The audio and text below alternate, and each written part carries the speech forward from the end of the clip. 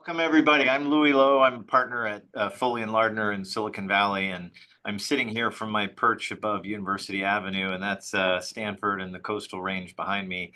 And I'm so honored today to have an illustrious group of partners of mine to talk to you about what's happening in the world. And our special guest, Christine Gorjanc, who's a director at Juniper Networks, among other of Silicon Valley's elite companies. And I welcome Christine today, and thank you for joining us. I'd love it if my partners could, and starting with Christine, could give us a quick introduction of themselves. Christine, let's start with you. Sure.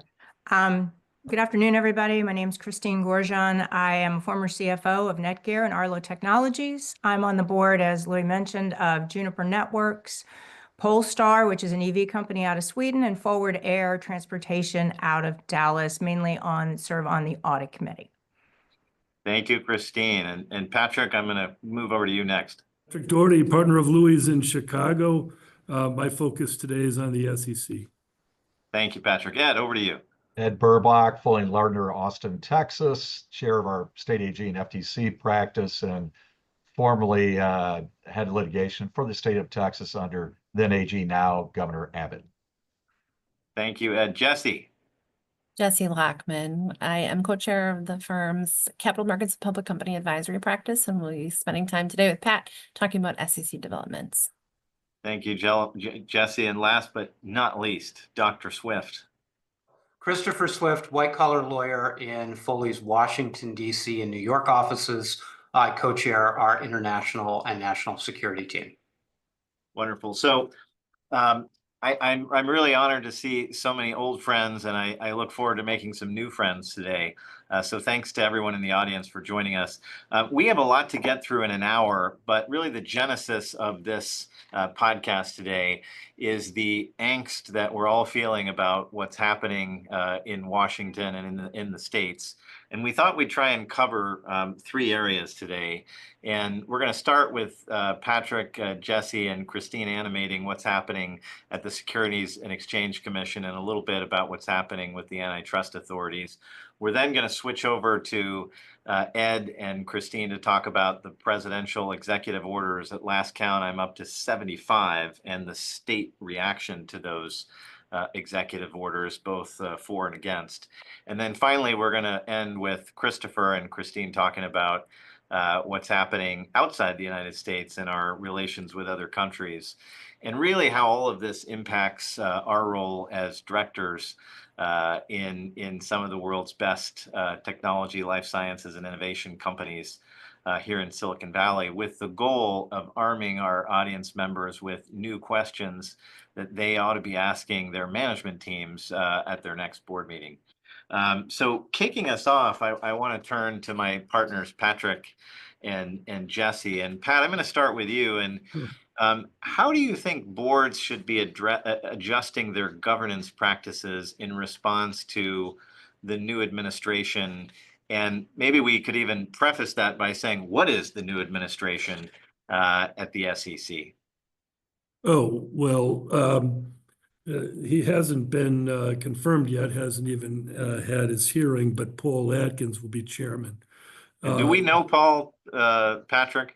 The various partners of the firm have dealt with his company, Potomac. I've known him personally for 35 years. But he's been a commissioner of the SEC before. Yes, so he has. He's a known quantity. He is. He is a lawyer, a legal scholar, actually, and also a businessman. And until he gets confirmed, who's in charge? Mark Uyeda, acting chairman, whom I also know. Mark used to work for Paul when Paul was commissioner before. So did Hester Peirce, who's the third one. Some people call them a triumvirate. So it should be pretty predictable what's happening at the SEC. So if you're a board member, how do you adjust your governance practices in response to what you know is coming down the pike? Well, I pay close attention to any one of them, all of them. I would be reading the dissents that Hester and Mark wrote in their separate statements under the Gensler SEC and taking cues from that. I'd be reading law review articles that they've written. They also wrote some papers for the Trump administration in the lead up to the election, or Paul did anyway. I think my main point here is that we have a shift from regulation by enforcement to regulation by rulemaking and interpretation. And I think this is going to be an agency that asks questions of constituents before it writes rules and gives guidance to companies that want to do what's right. So I wouldn't worry as much going forward about what some people call mere technicalities, but I would remember the traditional concerns of the SEC. Atkins is very much a traditionalist, especially full disclosure of material facts. Well, let me get into the nitty gritty, Jessie, because it's proxy season, and I know you're working on dozens of proxy statements. And back to the original question of, if you're a board member, how are you adjusting your governance practices? What's top of mind right now? And I'm thinking about shareholder proposals. I'm thinking about, am I in Delaware or am I moving to Texas? I'm thinking about what do I say, if anything, about climate? What do I say about sanctions? I don't want to steal your thunder here, Jessie, but you got a lot of material here. A lot of material. So thanks, Louis and Pat. I think we'd start with, well, we'll run through a couple of topics here and keep going when you have a few more questions to come. But I'd start with ESG and climate related disclosure. That's definitely top of mind in terms of drafting of filings, a lot of 10Ks that were just filed, and proxy statements. You know, a lot of folks are saying they think ESG and the climate disclosure rules are dead. I think the climate disclosure rules that the SEC had promulgated are very likely and almost certainly, I think, Pat, you would say dead, but that doesn't mean ESG goes away completely. Businesses and companies who are involved in the EU still have the corporate sustainability reporting there. There may very well be institutional investors who still care about your climate disclosures and your goals. You have other constituents such as your own customers, your suppliers. So when I think about what should the board members be asking in this area, to me, it's a big overarching question of what's our corporate strategy around ESG, and how does ESG, if we're focusing on the climate piece of ESG, advance our long-term strategy shareholder value? It's not just about disclosure. I mean, we're focused on disclosure right now at this time of year for calendar year companies, but it's obviously more than that. It's how is this impacting the long-term value that we're creating, and do we have a strategy that makes sense? We started with what are the opportunities as a result of this new administration. I'd say this is an opportunity for boards to really refocus on climate issues, ESG generally, as a business imperative, not just a check the box exercise. Christine, keeping it real, what's your perspective on all this? I actually, I agree with Jessie, when I think of chaos versus opportunity, this is the one area that I see as an opportunity, both with less rulemaking. You won't have 5 new pronouncements coming down over the year and scrambling to figure out how to deal with it. We still have the international piece, which I agree. We have to deal with that, and California, and make it relate to the business. And I'd say that's as far as DEI when you're talking about DEI in the proxy, as well as ESG. Yeah, I think it's important. I mean, the interesting thing on Glass Lewis on your proxy, I think is ISS postponed weighing in on any of the DEI, and Glass Lewis, and I heard a lady speak last week, still may weigh in on it because they have a lot of international customers, and as you mentioned, some institutions that still care. So I think it just has to be thoughtful, and it has to reflect who the company is, what their strategy is, and what their values are. They have to step back and really, believe what they're writing. Yeah, this is going to be a question for the group, because I don't want to put Christine on the spot.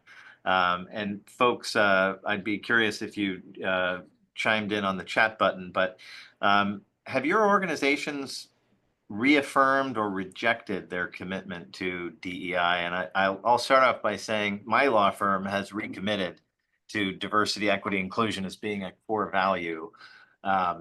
but I'm hearing, especially from private equity-backed companies, that they are stripping out DEI from their corporate governance policies.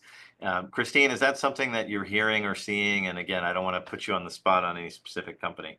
Now, I'm seeing that there's still a commitment to it, that we want to hire, we want to get the best talent we can get from with the right skill set from wherever we can get it, that they reflect our customers, our vendors and everything.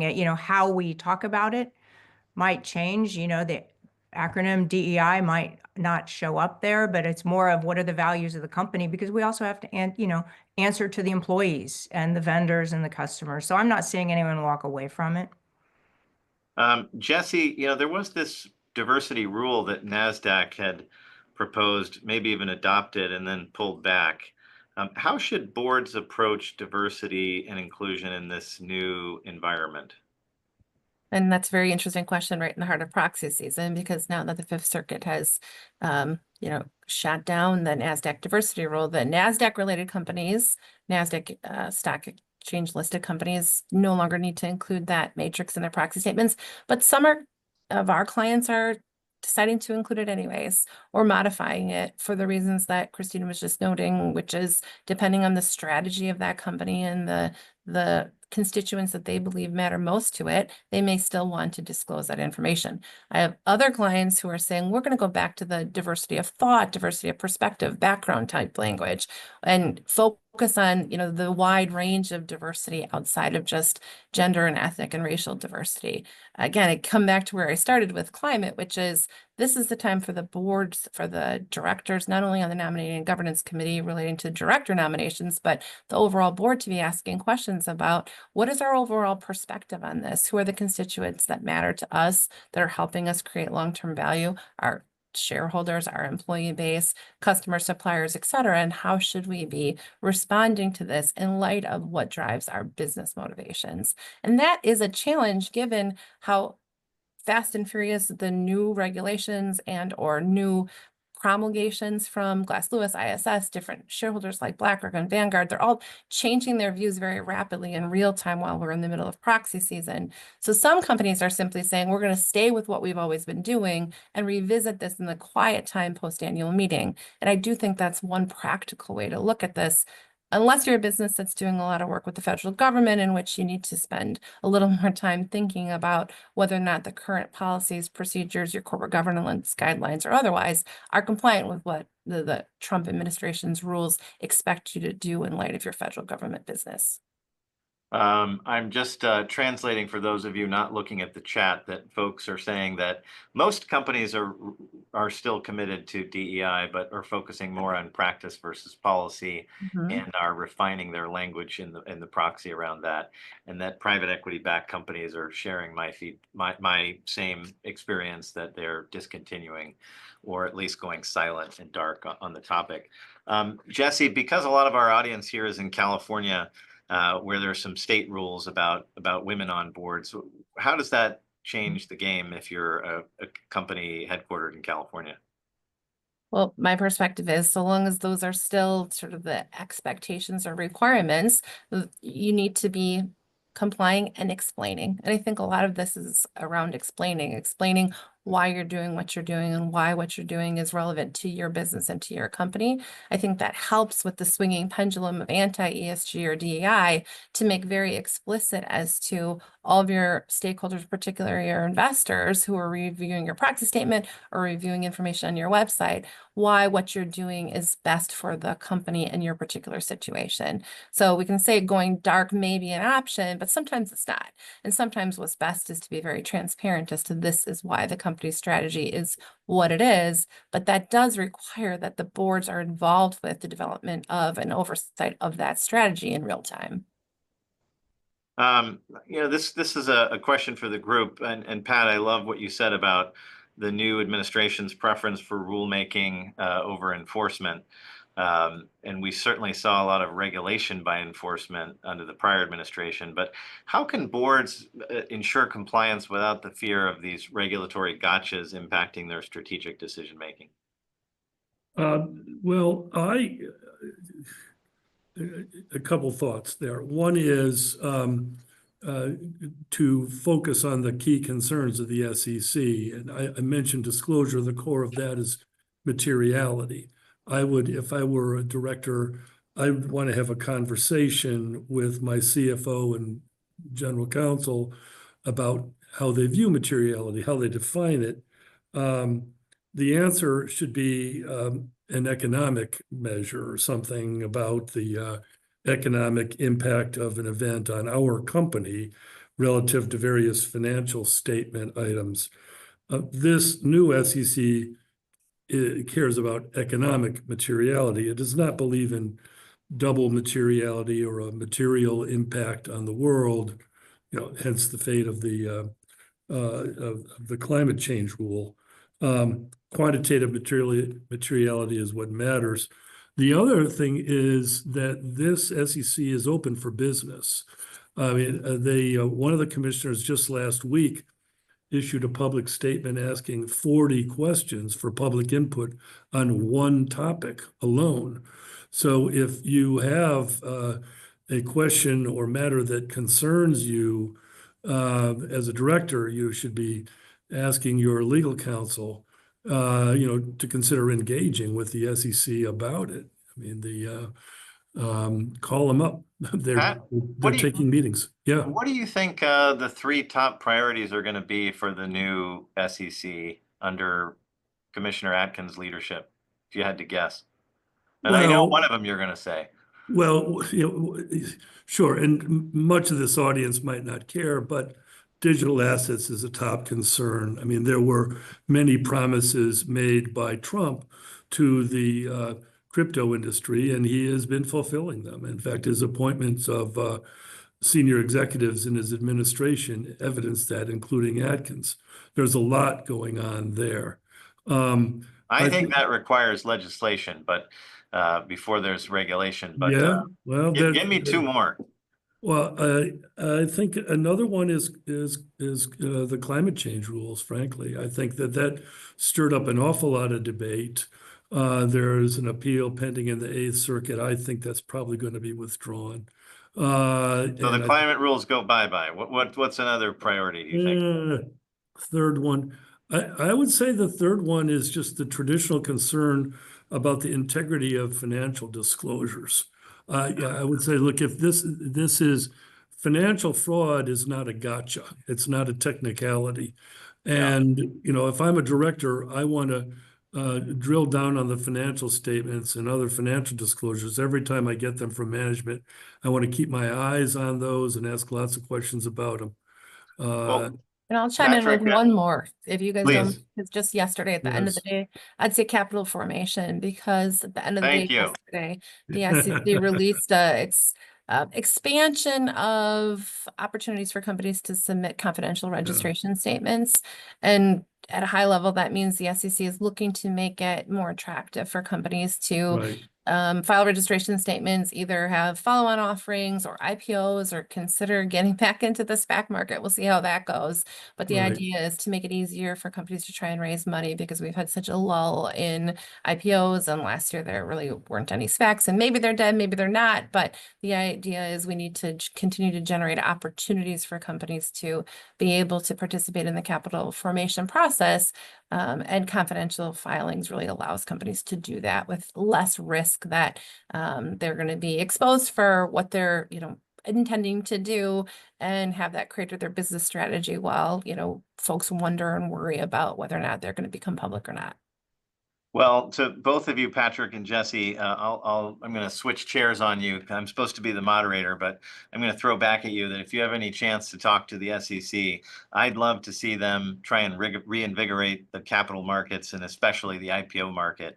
I think it's too easy to be a decacorn private company that doesn't even publish any financial statements. Why would you ever go public? It's so expensive. And exposes you to such a wide range of exposure, both to the management teams, but also to the boards and the many advisors. The cost of capital is massive. The global research settlement makes it impossible to get a wide following of research. I think decimalization of trading has made it unprofitable unless you're to do business in an IPO until it's a mega large company. I think that the overregulation and is also a big problem for public companies. So I think make it a little harder for these decacorns to stay private, and then making it a lot easier for companies to go public and remain public would be a huge help. But switching gears for a second, I want to move away from the SEC and talk a little bit about the antitrust authorities, because from here in Silicon Valley, it was real hard to get M&A transactions done in the last 4 or 5 years. And I think there had been some expectation that that was going to get a lot easier under the new administration. And we saw that President Trump appointed somebody who was well known to be pro M&A at the Federal Trade Commission, and Andrew Ferguson, whose only political statement seems to be about free speech. But then on the flip side, he appointed Gail Slater at the Department of Justice to run antitrust enforcement. And from what we've seen so far, she's decided to pursue the war against Google that the Biden administration began, and 2, very unexpectedly, she filed suit in the Northern District to block a merger between HPE and Juniper Networks that we all thought was sailing through. Christine, I don't know if there's something you could say about what's happening over there. You're obviously on the board of Juniper Networks. Yeah, I would just say that the facts are out there, just like you said. They brought suit after the Trump administration came in office, and we move forward from there with HPE and Juniper, obviously separate companies, and go until the trial. So we're expecting a full litigation of that matter in San Jose. I believe that's what's out there, what's stated in there. It's in the Northern District, and I believe it's San Jose. So on the one hand, we saw Tempur-Pedic and Sealy's merger getting approved, and we've got the concentration of mattresses. But on the flip side, a software company can't buy a networking company. I'm confused, but I digress. Switching topics, again, I want to move over to the 75 executive orders that have come down since January 20th. And I think we're, what are we, in week 6? So what is that average? 1 a day, Ed?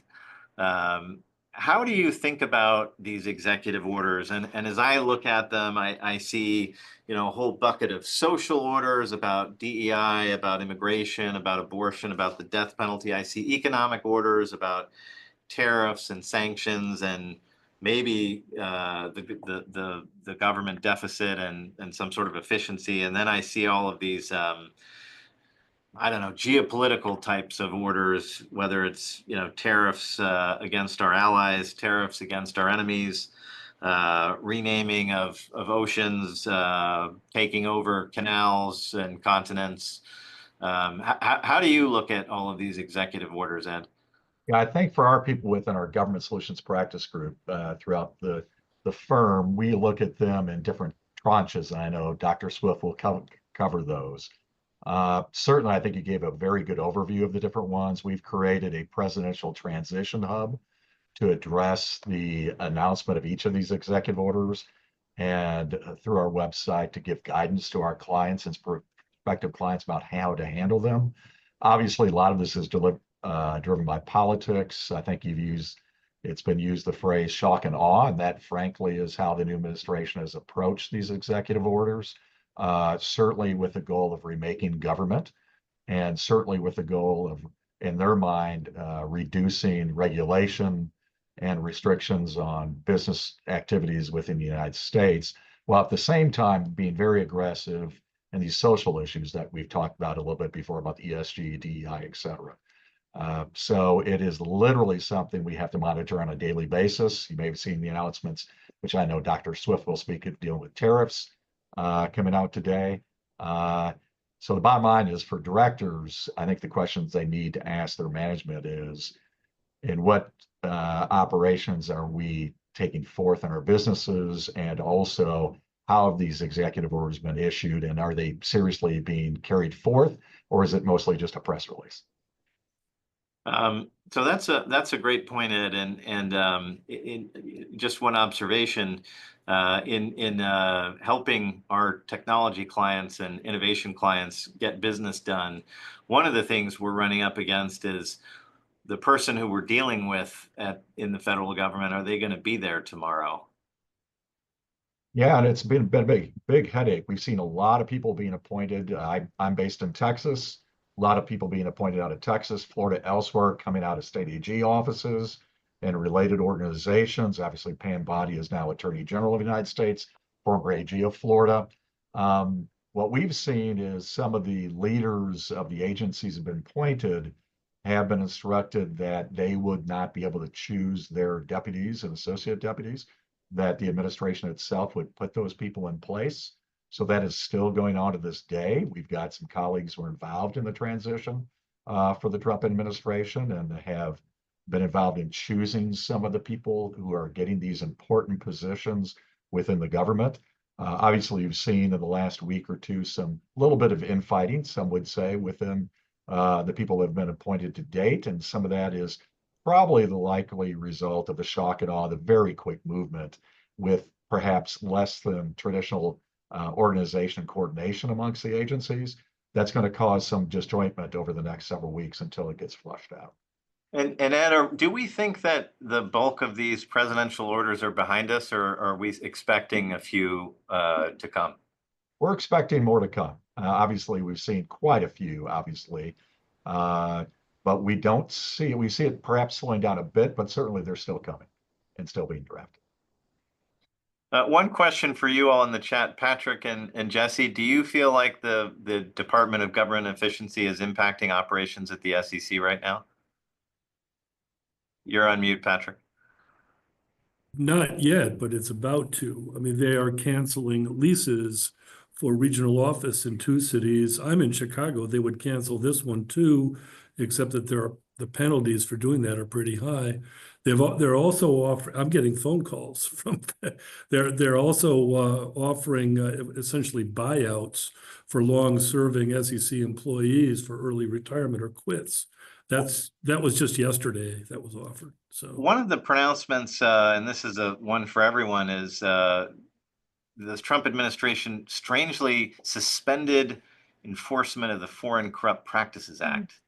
right. And somebody pointed this out in the chat and looking for advice on how companies should adjust their compliance programs in light of this suspension. And Christopher is raising his hand. Please take the mute button off, Christopher, and come inside and tell us what you think. Yeah, 3 things to keep in mind there. First, it's less likely to be an enforcement risk in the near term, at least while the administration is in power. Second, remember that the statute of limitations for the Foreign Corrupt Practices Act is longer than the 4 years the Trump administration will be in office. So unless there's a continuation of that policy after President Trump leaves office, or unless there's a constitutional amendment that allows him to stay in office for a 3rd term, the statute of limitations still matters, and these issues could be prosecuted in the future. And the 3rd and more important issue is for those of you who are doing business in other countries, right? Every country in the world except North Korea prohibits bribing officials in one fashion or another. And some countries, like the United Kingdom, also prohibit commercial bribery.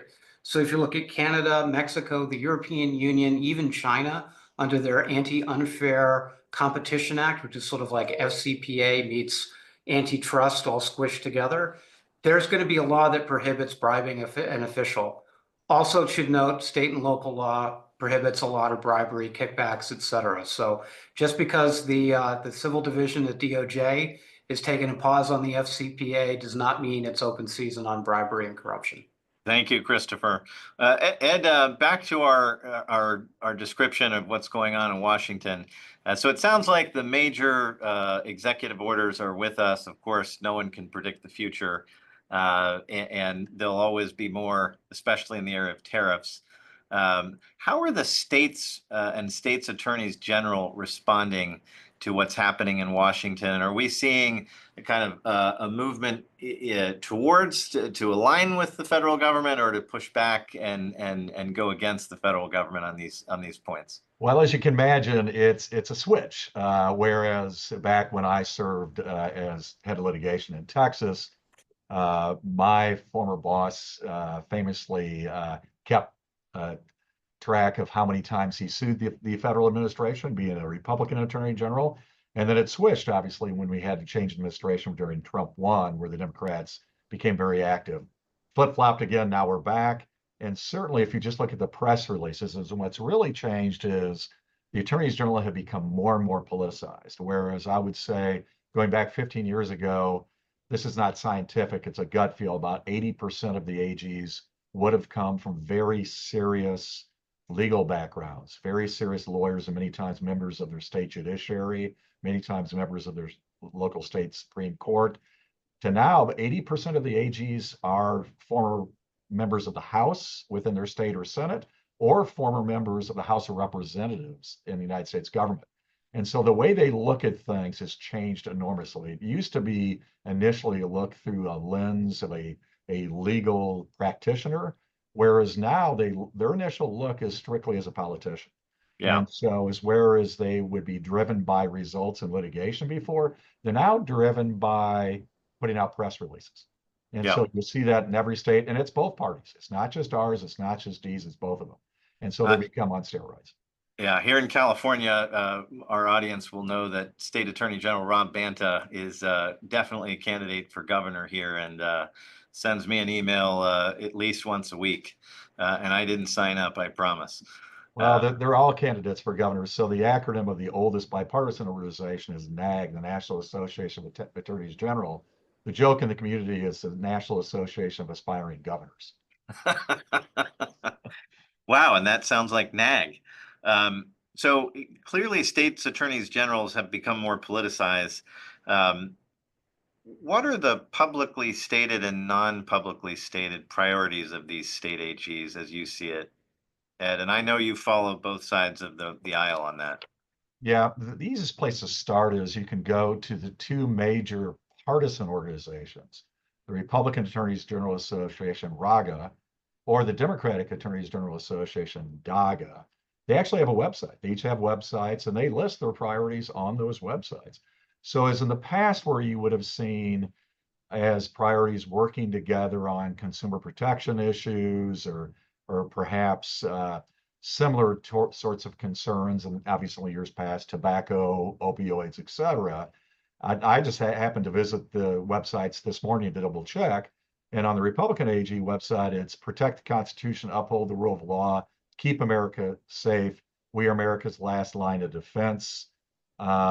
And also put out efforts on what they would see as anti-ESG, what they would see as anti-DEI, and also movements against the tech industry, those doing business in China, and healthcare. Whereas you go on the Democratic Attorney General's website, they actually have up to date that they provide political and policy support to Democratic state AGs to protect citizens, promote progress, and support civil rights. And they list as their issues climate action, consumer protection, equity for all, healthcare, housing, LGBTQI plus equality, voter rights, worker protection. The bottom line is the AGs now believe they have jurisdiction over literally everything. Where if you would have asked me 15 years ago, it was mostly consumer protection, Medicaid fraud, and antitrust. Now it's literally everything. And it's outside their own jurisdiction too. Well, Ed, for good or for bad, I'd say the hottest issue in Silicon Valley right now in relation to the states is, do I move my state of incorporation from Delaware to some other place? And you know, we've seen some pretty significant litigation between stockholders against some pretty famous and iconic Silicon Valley companies relating to compensation and other matters. which led to some pretty surprising outcomes. And I think Delaware is trying to address that with a new bill called SB 21, which I published a Substack on today. But Ed, what is Texas and Nevada and Florida doing to respond to what's happening in Delaware? And I know you're close to what's happening in Texas, so maybe focus on that. Yeah, happy to do it. I'm based in Austin. I'm sitting here in Austin today. So as a little bit of a flavor, obviously we in Texas have been blessed with having the second largest population of any state and a gross state product of $2.96 trillion, a massive economy, second only to your state of California, obviously.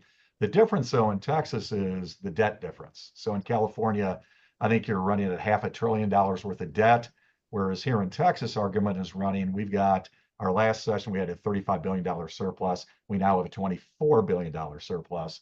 So the question is, and we've won all these awards for 20 years straight about being the most business-friendly state in the country. So the question is, how is it made more business-friendly? The answer is, number one, in our last session, there was a creation of a new court system in Texas, basically based on the chancery courts in Delaware with a Texas twist.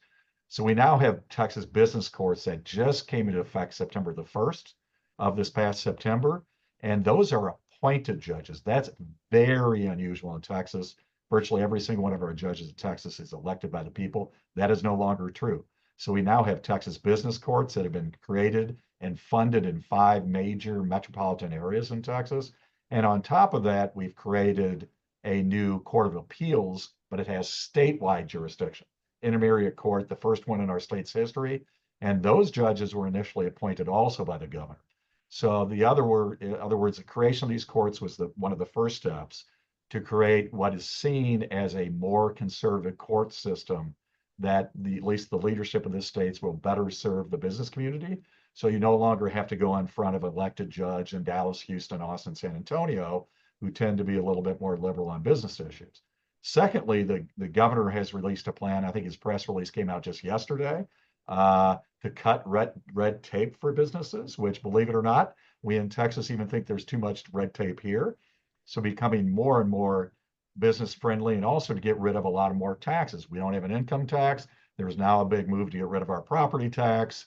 And we're the beneficiary of enormous oil and gas reserves in our state.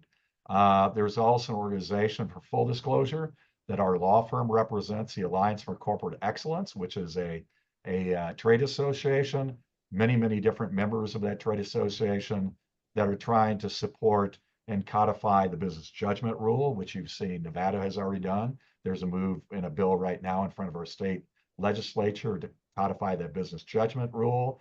Also to enable corporations to set an ownership threshold for derivative suits, to make it much less likely to have shareholder derivative suits, and to seek judicial certification of special committee independence before deploying capital, etc. So there's a lot of developments here in Texas to make it even more business friendly, and certainly the tax climate is very strong here. Christine, over to you. Are you hearing or seeing, what's your reaction to this this phenomenon called Dexit, or get out of Delaware? Unless I'm not hearing it much. What I hear more is if you're on a local, like a California company, or you're a, Tennessee company or something, you might want to move. But at this point, anyone's looking at sort of the pros and cons of moving, and what am I really going to get out of it? Am I happy where I'm at? And maybe not want to be a first mover to look at all of that and understand what it means. Unless you have just a really compelling reason to leave Delaware. So I'm not seeing it talked about as much, other than just understanding what's going on in the different jurisdictions, and kind of wait and see and watch what happens when some of the lawsuits come, and understand it when there's a little bit more information. And Louis, could I add really quickly that we're seeing more and more state attorneys general take the position that if your company is headquartered in their state, they have nationwide jurisdiction. They'll say that if your company is located out in New York, but it affects somebody in Colorado, they can then bring claims dealing with that recipient of your business in California or in Colorado. Wow. Well, stay tuned, folks. There's a bill in Delaware that would undo the litigation that Elon Musk was so unhappy about. And there's new legislation in Texas to codify the business judgment rule and to make it less easy to bring derivative actions, which I think are the two big objections that have been put forth so far to moving to Texas is, what are you going to get? Delaware, you've got this 100-year-old, very well interpreted statute. You've got this very, very sophisticated judiciary. What do you get in Texas? And the Texans are answering, and the folks in Delaware are answering. And so it's a scrum out there. And as companies look to make decisions about what they're going to put in front of their stockholders at their annual meeting and what they put in their proxy, I suspect that a lot of you out there are thinking about or considering these points. And thank you so much. And you all won't be surprised that we've saved, I won't say the best for last, but maybe the biggest topic is if you're going to be doing business of any kind, whether it's building something organically, buying another company, your own supply chain or the supply chain of the company that you're going to do business with, either in some sort of partnership or distributorship, or you're going to acquire them or be acquired. What in the heck is going on with tariffs, Christopher? How in the heck is it that we're taxing goods out of Canada and Mexico, our closest allies? Didn't we have a free trade agreement and 25% tariffs? What in the hell? Well, you noted, Louis, that Ed said that the current administration is trying to remake government. And I think when you see the president speak at the State of the Union this evening, you will also see that he's trying to remake geopolitics and remake geoeconomics at the same time. And here's what I mean by that. Traditionally, we always had in the 20th century free movement of goods, free movement of capital, but not much movement of labor. In the 19th century, we had not much movement of capital, not much movement of goods, but relatively free movement of labor. And before that, we had most everything restricted and everybody was in their own empire. Well, what the administration's doing with their tariff policies, with their trade and investment policies, and with their immigration policies is to make the US economy look more like it did in the late 19th and early 20th century. And we're seeing similar dynamics in terms of how they're approaching diplomacy and how they're approaching strategic affairs with NATO and elsewhere.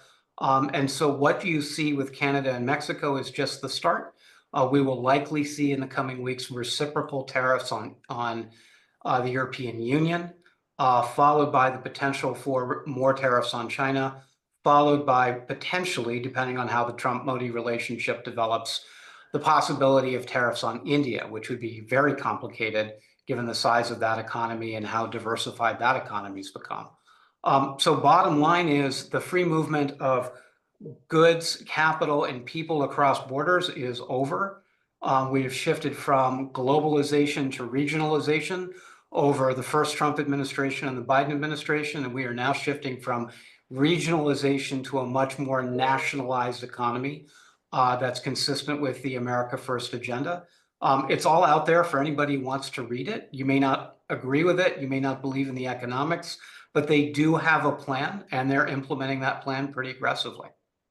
Well, Christine, I'm going to move it over to you to tell us what's really happening. I sit in maybe 500 hours of board meetings a year, and I sure as heck am not hearing about let's go do a transaction with the backdrop of the Dow having been at 42,000 up to 47,000, now back to 42,000, long-term interest rates up, inflation slightly up. And with all of these threats, what do you ask your management team to be ready for this? Well, specifically on the tariffs, we've been down that road before. The first time, a lot of us moved our manufacturing plants. That is not an easy thing to do. That's a year to 2 years. And Vietnam was really quite easy. Got skilled labor. It was easy to get the raw materials there. We set up in Indonesia, much harder to get the same output that you get. So these are long-term decisions. I'd say right now we're asking the companies to quantify it, and what if it doubles? And do we have pricing power? Do we have domestic competitors that can just raise the price and make more money because the rest of us are going to have to? Do we have contracts that allow us to raise the price without renegotiating the contract. And then looking at our customers and saying, what other things are they seeing and going through? So, I mean, I think this one is one of the bigger ones for most of the companies here in the Valley because we are mostly multinational and it affects everyone. And, you know, a lot of people nearshored to Mexico, and now you've got that. So I think kind of looking at all of these issues, I think prioritizing kind of short-term, middle-term, and long-term and scenario planning, because you don't want to change everything and then have the rug pulled out from under you later. So I think avoid any knee-jerk reactions, but it's definitely, you know, people are talking about all of this in the board meeting. It's taking up a lot of time. European companies are sort of shaking their heads and trying to figure out what's going on. And so I just, it's a lot to it. And I think that, you know, you have to decide what fits your strategic, you know, what fits the company that you need to do. Because, you know, bringing all your manufacturing back to the US is going to be really expensive and take a really long time, if ever. Won't probably happen. So, you know, what can you do to mitigate what's out there now, and then maybe long term, you know, because you know, they could turn around and go after tariffs on Vietnam and Indonesia and that, and then moving would have been completely useless. And there's a lot of tax issues on this, just tax deduction, double taxation. I don't think people understand that. Make sure your tax departments are involved in anything you do, because you could completely upend whatever structure you have. I would just say it's sort of like supply chain came in during COVID, and now it's supply chain on steroids. You know, companies have to be resilient and do a lot of scenario planning at this point. Wow. That's So much exactly to right. double click on that, Christine. So much to double click. Sorry, Christopher, you were going to say.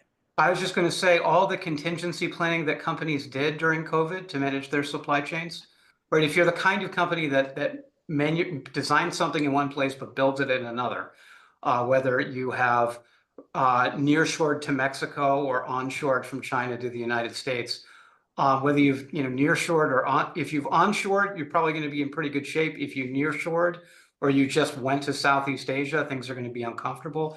But every single thing that companies learned during COVID can be leveraged to help mitigate and manage supply chain risk currently. But COVID, I mean, Christine's 100% right here. COVID's the warm-up act for what is essentially Brexit times 1,000. Wow, that's a little scary. So, Christopher, would you say that these tariff announcements are press releases, or are they long-term structural changes that are actually going to be implemented and stay there?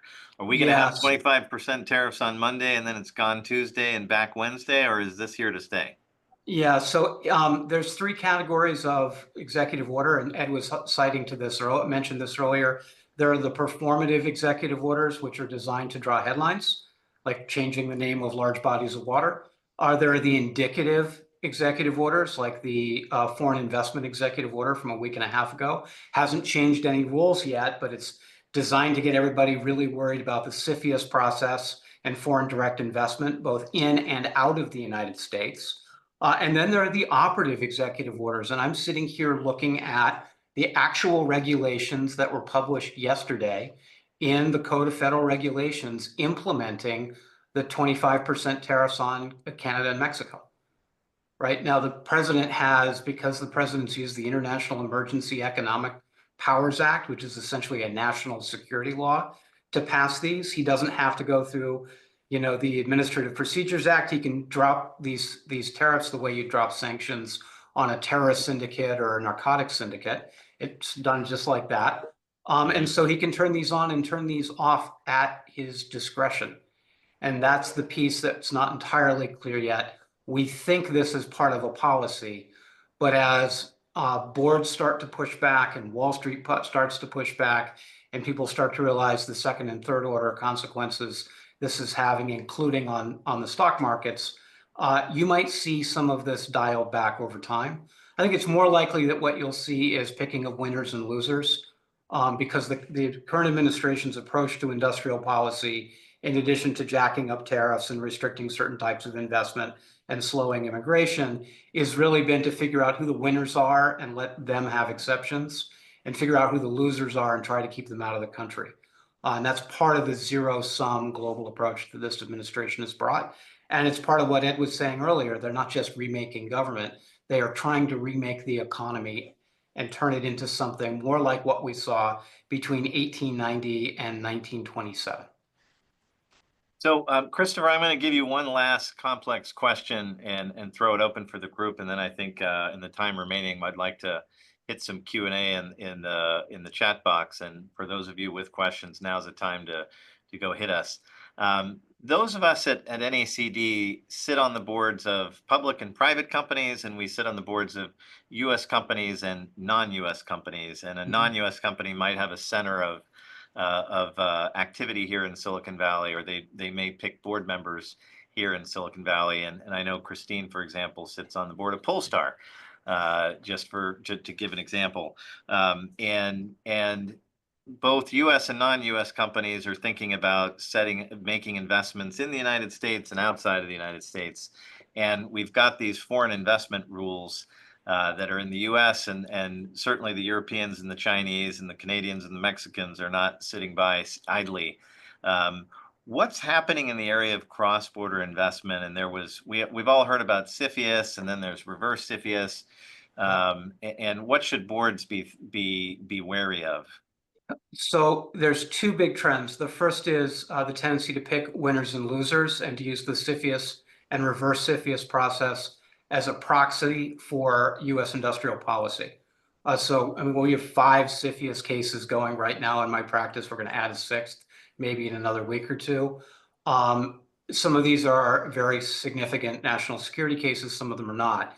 Even in the cases that are not significant from a national security perspective, we're seeing CFIUS ask the kinds of questions that you'd expect the DOJ Antitrust Division or the FTC or other domestic regulatory bodies to ask. So they're using national security authorities or securitizing the regulatory regimes of other agencies, again, to pick winners and losers. So that's one thing to be prepared for, right? If you're moving investment and capital across borders, really take the time. Make sure if you're sitting on a board that people are looking not just at the objective CFIUS rules, but at all of the subjective political and policy-driven factors that could get you investigated, even if you don't have a mandatory CFIUS filing. The other big change that's happening at CFIUS is 9 national security agencies backed by the 16 agencies that comprise the U.S. intelligence community. The Treasury Department is supposed to lead CFIUS. I know the Assistant Secretary of the Treasury who leads CFIUS right now at Treasury. I can tell you that the U.S. Department of Defense is creeping on their jurisdiction. And so there is a very strong desire within certain parts of the U.S. national security community, and especially at the White House, to make the U.S. Department of Defense the lead agency in the CFIUS process. And that means rather than looking at these issues in a way that balances security and economics, suddenly security is what's going to matter the most. I'm hearing the same thing from the Assistant Secretary of Homeland Security, who's responsible for CFIUS. And it's right there in Project 2025 and Agenda 47, if you want to read it. They're much more interested in securitizing these issues and thinking about it in a zero-sum framework, rather than looking at the kind of comprehensive framework that Christine was talking about earlier, where you're weighing business risks in addition to geopolitical conditions.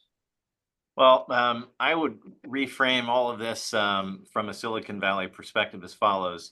There is an arms race right now to get to general artificial intelligence, or not generative AI, but sort of artificial general intelligence, AGI.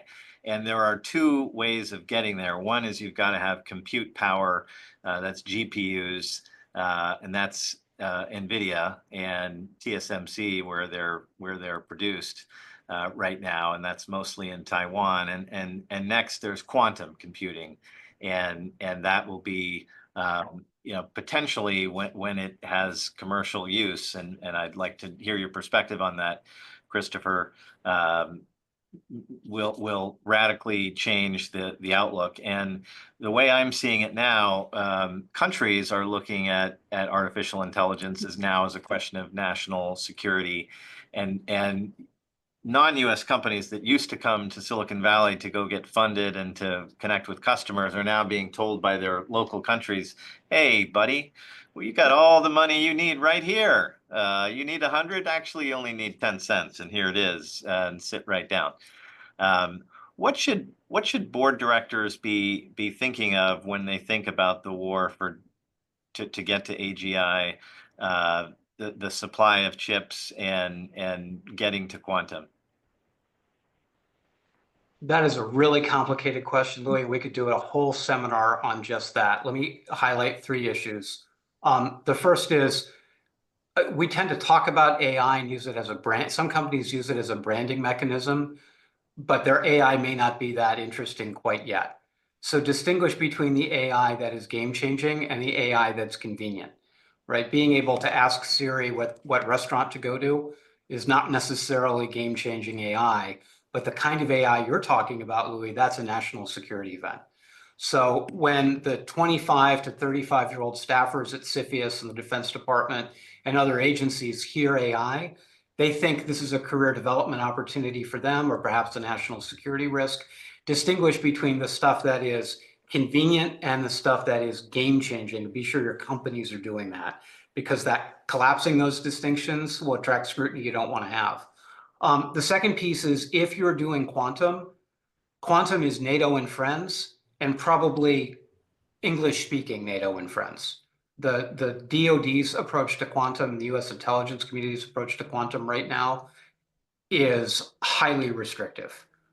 So, it's one thing if people are writing algorithms in a lab somewhere, but when they actually operationalize those algorithms, that's not the sort of place where, even if the law says it's okay to have the Chinese graduate student in the lab, the FBI is going to have a lot of questions for you that you don't want to answer. So think about who's working on those projects and whether your talent is going out the door at the same time, whether your tech's going out the door at the same time that you're attracting the kinds of questions and scrutiny from Uncle Sam that you don't want.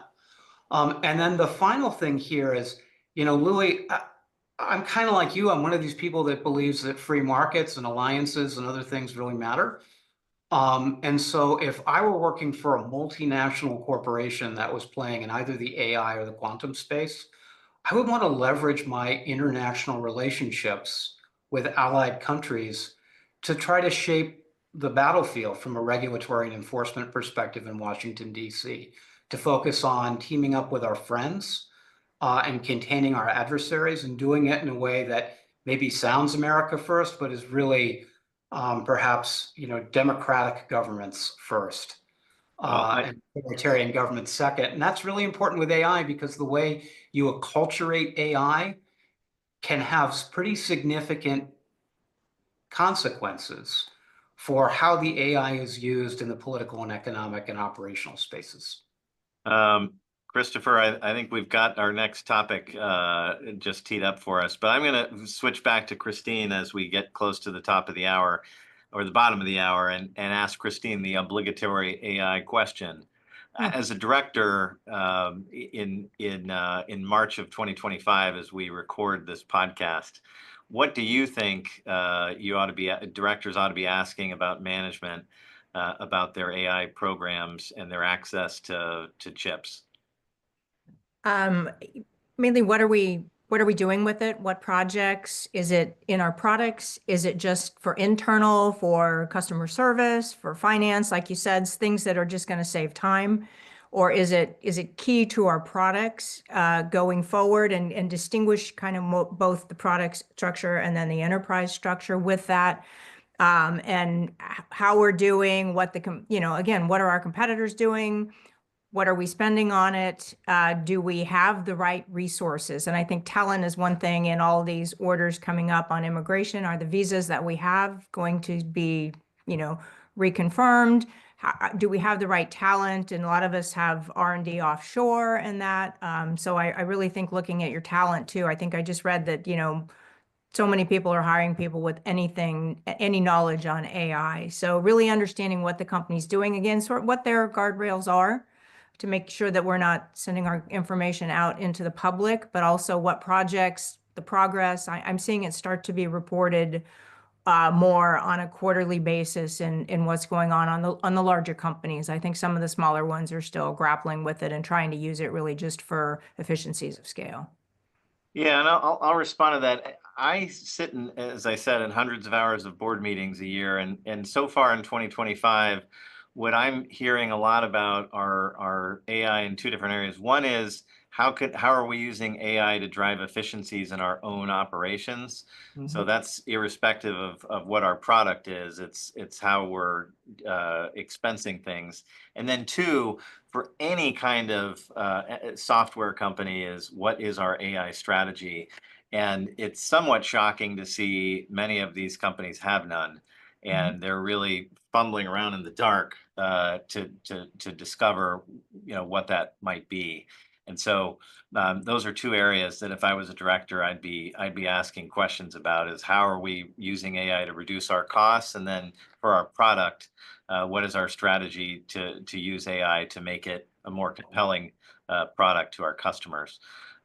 We've got so many questions in the chat, and I think we've tried to hit many of them, and many of them were left unanswered, and we'll try and follow up with folks. But I want to turn it back to my good friends Lisa Spivey and Kate Azuma to wrap us up. But before that, thank you to Christine Gorjanc and our my Foley partners for joining us today.